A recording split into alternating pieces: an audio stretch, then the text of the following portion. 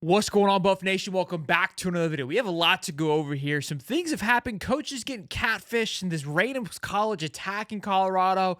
Interesting stuff there. A lot of you probably already heard about it. We got to talk about it. Julian Lewis speaks on his recruitment with Colorado, the likelihood of him going there, how he feels about being recruited by Colorado. Very interesting interview. We're going to talk all about that. And the schedule was released today. The big time lineup for the Colorado Buffs and all their scheduled times. It's a very interesting thing that I want to look at. I find it very intriguing. We're going to talk all about it. Before we do any of that, you guys know the drill. Smash the like button, subscribe, and roll the intro.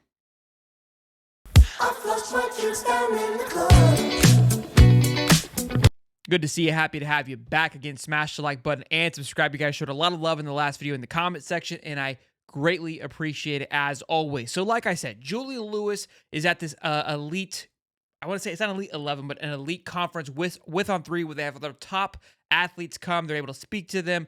They have people there, giving them speeches and motivational, kind of helping guide them through this college experience that is about to come up. We've got two separate clips here from the interview with Newberg from On3. It's a great interview, and you kind of get a pulse, I would say, on Julian Lewis and how he feels about Colorado. I'm going to play the first clip, then we'll talk about it, and we'll dive into the second clip, which speaks more to a conference alignment and another battle that Prime and the Buffs are battling. But I'll get ahead of myself. Let's play the clip, and then we'll go from there. After you, notably Colorado. What's it like to be recruited by Colorado? Nah, I mean, Boulder's an interesting area. I mean, it's a great space, great fan base, all that stuff. And getting to sit down and spend time with Shador and Coach Prime and all those guys. I mean, there's a lot of great people out there. And, talk about brand right now. I mean, I don't think there's a bigger area than Colorado right now. But, it's a great space. Do you get that sense just from, like, social media and stuff? When you're out at Colorado, when the buzz is going and you're talking Colorado, do you feel like it's a little bit more amplified than some of the other programs? Yeah, no, it's definitely crazy right now. Like, I was just talking about it, and I was like, Colorado before last year, I mean, I would have never looked at him, smiled at him, none of that stuff. But, Coach Prime and them going there really boosted their whole situation. But it's the Coach Prime effect. And what is it like being recruited by Deion Sanders? No, it's definitely interesting. My dad knows a lot more about him than I do. I mean, I wasn't around when he was playing and stuff like that, and I heard he was pretty good. And I've seen a little bit of film about it. But, it's definitely big and all that stuff. But, like, building a relationship with his son and all that stuff has been a big thing for me. Mm-hmm. So let's talk about a few things. One, before this part of the interview, he talks about his commitment to USC and really brings home that, look, USC is my home. That's where I plan to go. And that's par for the course for guys. When you're committed to a school, you're going to show loyalty to that school until you are no longer committed. Now, what I will say is this part of the interview and the second part of the interview, look, he's taken a very conservative approach to the situation. We've been reading many articles and a lot of people feeling that Colorado is playing a huge factor into this. He kind of alludes to it a little bit more, and he spoke to it a bit in this first half, where his father has a great relationship with Coach Prime. So it feels like there's a battle here, and Coach Prime probably is working that relationship with his father in the sense, because he says, too, look, me and my dad, we're going to sit down and really weigh out all of our options here at the end to see where I plan to head. So Coach Prime is definitely taking that angle, and they talk to him. They ask him, hey, do you feel Coach Prime will visit you? Which we'll play that clip in just a moment. But ultimately, you kind of get a vibe on how he feels about Colorado. This is kind of his demeanor, I would say, throughout the interview. Just like, we're here, we're going through the process. We're here figuring it out. I want to know from you guys down in the comments, after you watch both of these clips, what do you feel? Do you feel like he's set with USC, or do you feel like, look, this thing's kind of still wide open? And just to hear him say the fact that, look, I wouldn't even smile at Colorado last year, and the fact that he's visited multiple times and is planning to make it another official visit is absolutely huge. He did also state at the beginning of the interview, he goes, look, USC is my home. I'm taking some visits, but it's really kind of just to get things figured out. I know some people are kind of taking that and running with it. It's all in how you look at the conversation. But again, this is par for the course, especially when somebody's already committed. Let's go ahead and play that second clip, and then we'll go from there. Right now, like we said, is kind of like is kind of popping right now, and you got some of those same feelings. Do you want to see Coach Prime recruit you to the end? Do you think that he might come in for an in-home visit? Could you see that happening? I mean, it's a possibility. Like I said, like him and my dad get along very well and stuff like that. But Yeah, no, I mean they could. There's no telling what he's gonna do. I mean, he could give up on me after a while and be like, all right, we got to get a guy. I don't know. They got a pretty unique situation there. How do you feel about that situation at Colorado, knowing Shedeur is going to move on, knowing that Coach Prime is new there and they don't really have a next guy up in the program right now? Yeah, no, that's definitely been a thing. Like coming and play as a freshman would definitely be the best situation, just in terms of keeping my market and everything going on, and nobody wants to sit the bench and be bored and stuff like that. But no, I mean, one thing we look at is what are they, Pac-12? They're in the Pac-12 and Big 12. Big 12. I mean, the competition level versus going to the Big 10 and playing at USC and stuff like that. Like me and my dad were talking about it, and we were like, it's kind of hard to kind of opt myself out of SEC and Big 10 and stuff like that, because that's kind of what I've been working for since I was little. That's big. That's a huge statement there. Again, and you've kind of been seeing this develop where the SEC and the Big Ten, the big two powerhouses, you could say, of where a lot of the big brands of college football live and exist currently, and arguably some of the best talent and best teams in college football. And you got to think, these guys that are top tier talent, that's where they want to play. They want to play with the best against the best so they can go to be the best in the NFL. Now, we all know that you don't have to do that to become a professional NFL player and to excel at that next level, but it's definitely intriguing. It's what you strive to be, especially if you want to be competitive and be the best. You strive to play against that competition. And with the realignment with the Big 12, I haven't really taken that into consideration, that it could be a factor of guys not wanting to go to a school because of the competition that lies at the Big 12 not being as stout. And again, the reason why that plays a factor is because your value may not be as high going into the NFL because of what's surrounding you. I kind of I'm against that a little bit, given names like Trey Lance and Josh Allen, guys who came from schools like Wyoming and North Dakota State, who went first round.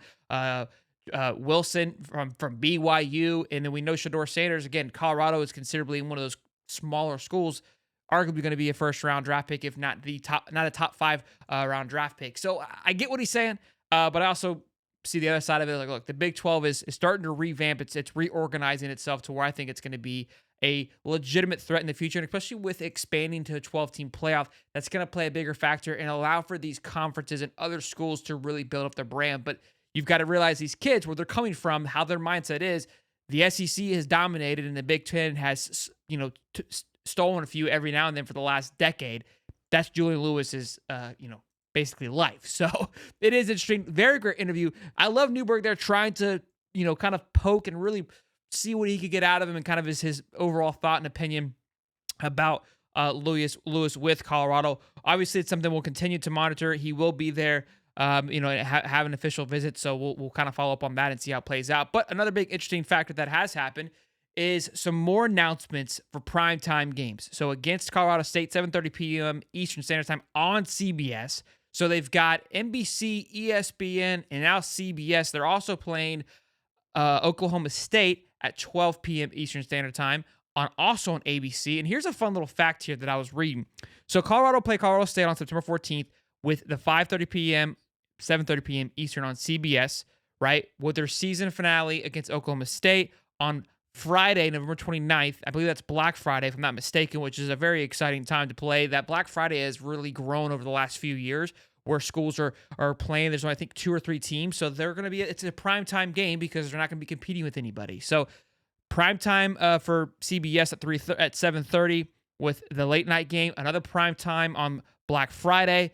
Obviously, they have a primetime game with the kickoff game against North Dakota at 6 p.m., which is 8 p.m. Eastern Standard Time on ESPN. And then they're playing 7:30 on NBC as well. So ABC, NBC, and ESPN and CBS, 4 of the major programs they will be aired on, which is absolutely incredible. And here's the fun fact. This is the second time that Colorado will appear on 3 of the 4 major networks in the United States in the same season. Fox is considered the 4th, which they are not airing on Fox, given the change of conferences into the Big 12.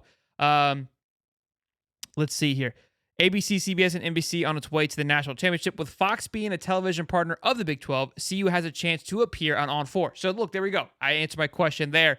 That could they still be on Fox? I believe that they will. I would be shocked if they didn't. So they could hit the sweep, essentially, of being on all 4 major networks, 5 if you want to count ESPN part of those major networks. But obviously, going back to the old times, those 4 were the major 4. So think about that. The last time that they poured on 3 of the 4 was in 1990, when Colorado was on its way to a national championship. Just put that into perspective. Almost over 30 years ago was the last time that Colorado did this. So kudos to them. Again, it's what Newberg just said, the prime effect. It is something special. And you got to think all this momentum, all these big time games, it's going to impact recruiting in the future for Colorado. I know people are always thinking that prime is going to leave, but this momentum they are heading into this season and how it's lining up to be, it could really snowball into something huge heading into the next few seasons. And so it's going to be an absolute blast to watch. I'm ecstatic to just the college football season in general. Have me absolutely fired up. But great stuff there with Julian Lewis. And let's talk about really quickly here.